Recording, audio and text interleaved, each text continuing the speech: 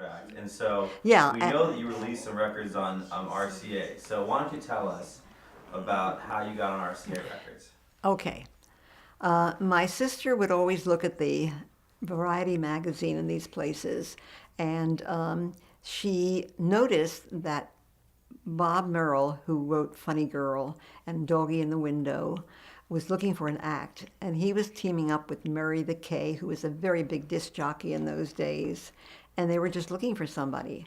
So we knew this wonderful songwriter, Bernie. It was Ben Weisman, but we called him Bernie Weisman, and he had us make a demonstration record. And since we did all of the folk songs up in Canada, he took one of the songs, Si mon moine voulait danser, and he took that and put it on a demo record. Now, when my sister found out that they were looking for an act, she took the record to Bob Merrill, and he listened to it, and he was very impressed.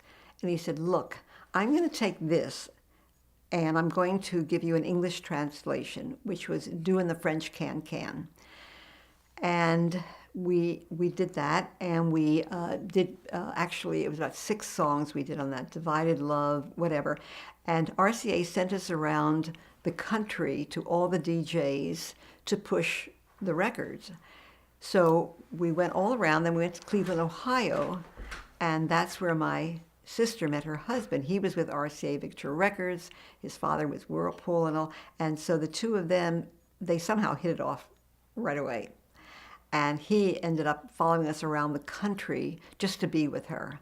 And he kept going and going. And finally, in desperation one time, he said, we were in the Catskills, and he came there, and he said, "Look, you either marry me or that's it."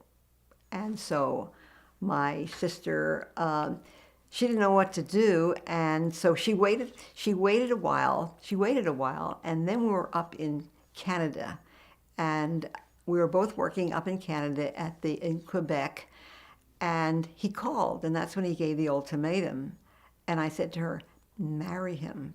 I mean, he likes you so much, and you have a lot in common, and you're not getting younger, and so absolutely marry him."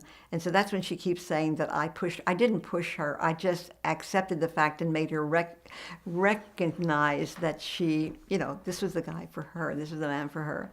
So she married him, and we had a Philadelphia wedding. It was beautiful. And Can we go back for 1 second yeah. before that? How far west did you get during your DJ tours? Well, actually, we did mostly the East Coast. Mm-hmm. We actually, for our DJ tour, it was mostly the eastern part of the country. So that's it. We didn't get out west. And did you ever get out west as the Burton sisters? Well, that was with we got out west as the Burton sisters with Borscht Capades. And that was our thing. Then we came all the way to, we went so far as to Palm Springs, in fact, and we, and so that's what we did, and then we came back home again, of course. We traveled with the Yiddish show with Michael Rosenberg. Well, then we had an incident with, this Michael Rosenberg. Let's talk about the Yiddish show and then go into the incident, so tell me about that. The Yiddish, you mean the Borscht Capades? Is that the Yiddish show? You said the Yiddish show. The Yiddish show was, we went traveling with this Yiddish show. We went to Montreal. Is this the Borscht Capades? No, that was before the Borscht Capades. That's when we met Hal Zeiger at the Borscht Capades in LA. But we went with Michael Rosenberg and with the group Canada. Then we went to Mountain Royal in Canada, and then we went to Chicago, and then went to LA. And then he came. He was producing, and he saw us, and then he invited us to do Borscht Capades after that. After we finished our gig. Mm-hmm. Well, Michael Rosenberg was a character. Okay, so tell us. Michael Rosenberg, we went on a show with him, and he was a gambler.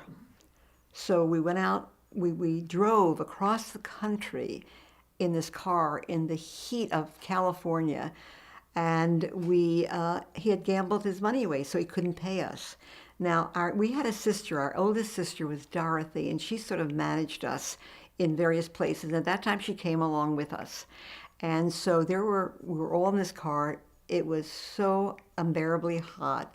And she was smart enough to say to him finally, "You have to give them some money or else we're going to we can't do any, we can't go any further. And so he did pay us a little bit of money, but we never really recouped what our salary really was. So that was Mirko Rosenberg. The good thing was the Borscht Capades when we went with Hal Zeiger, who my sister met, and he was conducting the show, and so we opened the show, and it was a wonderful experience. We loved that.